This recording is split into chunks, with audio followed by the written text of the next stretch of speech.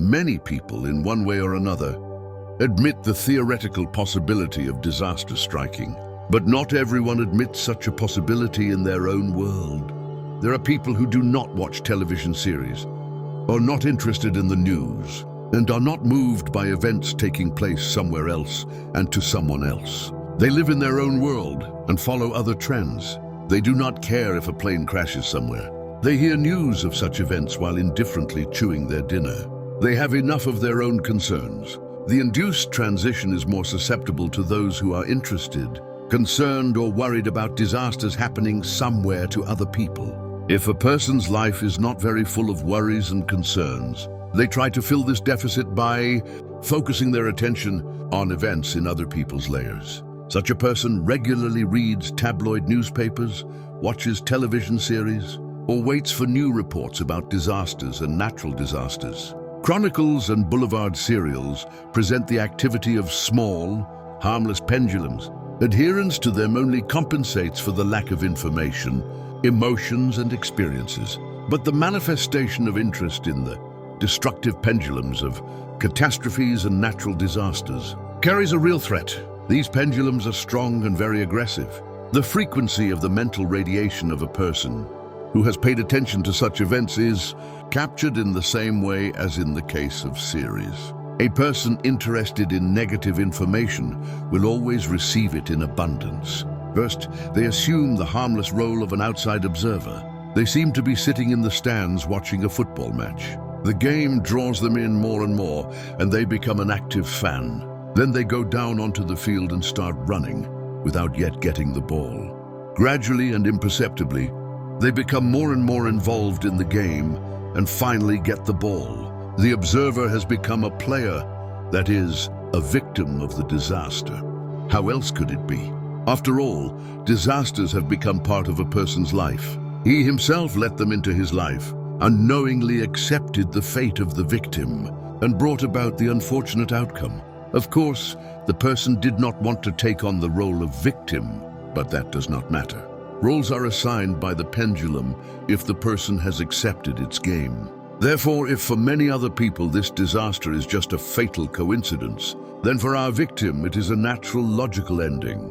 The probability of our hero being in the right place at the right time is already above average. If you ignore the jolts of destructive pendulums, you will never get into a disaster. Let's say that the probability of this happening will be close to zero. One may argue, how do thousands of people die during catastrophes or natural disasters? Are they all together thinking about catastrophes at the same time?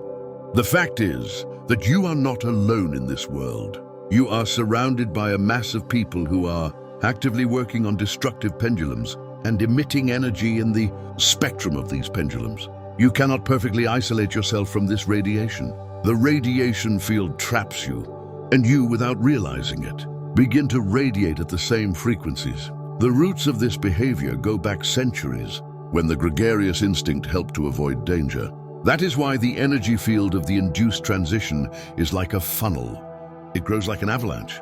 The challenge is to be as far away from the center of the funnel as possible. This means not letting in information about disasters and catastrophes, not being interested in this, not worrying, not arguing, in general letting go. Please note, do not leave information, but do not let it in. As you learned from the previous numbers, avoiding a pendulum is the same as seeking an encounter with it. When you oppose something, dislike it or express displeasure, you are actively radiating energy at the frequency of what you want to avoid. Not letting it in means ignoring it, not reacting in any way. Deliberately do not give a damn about negative information and direct your attention to harmless television programs and books. Another example of induced transition is war. War arises, in fact, in the same way as an elementary fight. First, one side gives its opinion to the other side. The other side has the opposite opinion. So the statement works like the impulse of a destructive pendulum. The second side responds to the first push with a slightly larger swing. In response to this, the first party, in turn, responds again with even greater aggression, and so it escalates until it reaches assault. There is a simple and graphic image of a battle between two pendulums, which colliding with each other, swing more and more. At first, people are told that they are living poorly. Everyone quickly agrees with this. The first swing of the pendulum is accepted. Then there is an explanation that outsiders are interfering with our people in order to live better. This causes outrage. The pendulum swings. This is followed by provocation from one side or the other, causing a storm of indignation. The pendulum has gained momentum, and a war or revolution may begin. Each stroke of the pendulum generates a response that further amplifies the vibrations. There is an avalanche-like transition in the lifeline where tension builds up. The situation can only be changed at the very beginning, then it gets out of control. At the moment of the origin of the spiral, if you respond peacefully to the first thrust of the pendulum or simply step aside, the pendulum will fail or shut down. Therefore, there will be no transition to a new spiral, that is, to another line. If we take the oscillations of the pendulum, then the radiation frequency of the participant will coincide with the parameters of the line of the new turn of the spiral. Unfortunately, if an individual participant in the events does not react to the pendulum, this still does not guarantee that they will not be drawn into a war or revolution. If you get caught up in a powerful whirlpool, no matter how hard you try, it is almost impossible to get out. However, in case of rejection of the pendulum game, the participant, at least, has additional chances to stay alive and get out with the least losses. Here one should just have a good idea of what rejection of war or revolution means. You can hate war, you can actively fight against it, but the pendulum does not care whether you are for or against it. The energy of any sign suits it. If energy is radiated with the frequency of war, a transition to the war line occurs. You accept war, you participate in it, you are at war. You are fighting against war, it still swallows you up. Not accepting the pendulum means ignoring it.